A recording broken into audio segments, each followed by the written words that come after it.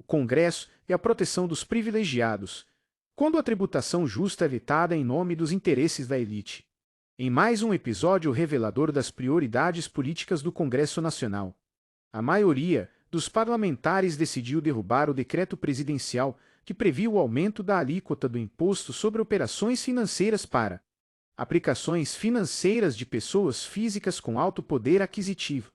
A medida, articulada pelo governo como forma de equilibrar as contas públicas e financiar programas sociais, foi derrotada por uma ampla maioria e a mesma maioria que, ironicamente, não hesita em aprovar projetos que ampliam seus próprios privilégios, como o aumento de cadeiras na Câmara dos Deputados e a manutenção das emendas parlamentares do tipo PIX.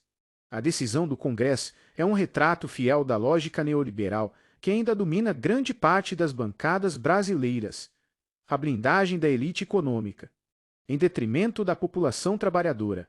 O imposto de operações financeiras proposto incidiria majoritariamente sobre grandes movimentações financeiras, investimentos de alta renda e operações cambiais especulativas. Trata-se, portanto, de uma tributação progressiva, alinhada com o princípio de justiça fiscal. Quem ganha mais, paga mais. No entanto, os parlamentares refém um sistema político alimentado pelo financiamento privado, pela pressão de lobbies e pelas emendas que funcionam como moeda de troca. Preferiram preservar os ganhos dos mais ricos a custear serviços públicos que beneficiam os mais pobres.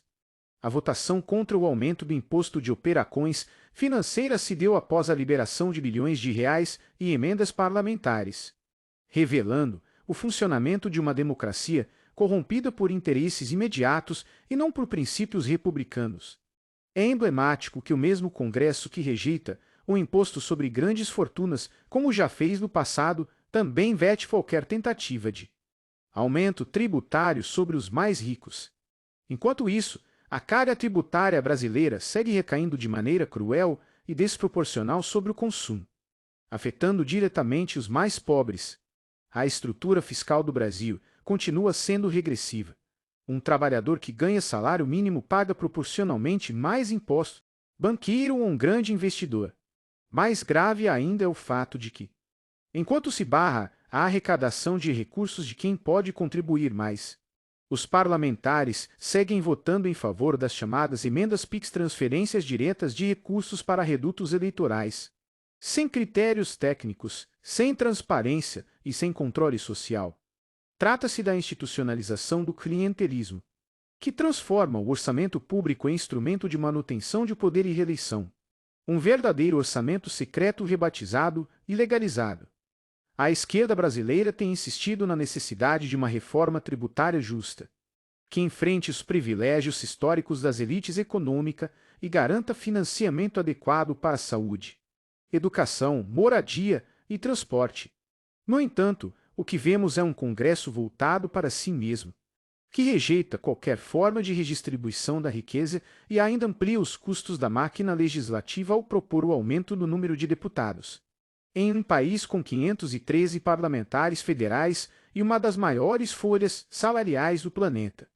O episódio do IOF escancara a contradição de um parlamento que se diz defensor da democracia, mas atua para mantê-la capturada pelos interesses dos que já concentram renda, poder e influência. Como disse o economista francês Thomas Piketty, uma democracia onde os ricos não pagam impostos é uma oligarquia disfarçada. E o Brasil, lamentavelmente, continua sendo o exemplo prático dessa definição.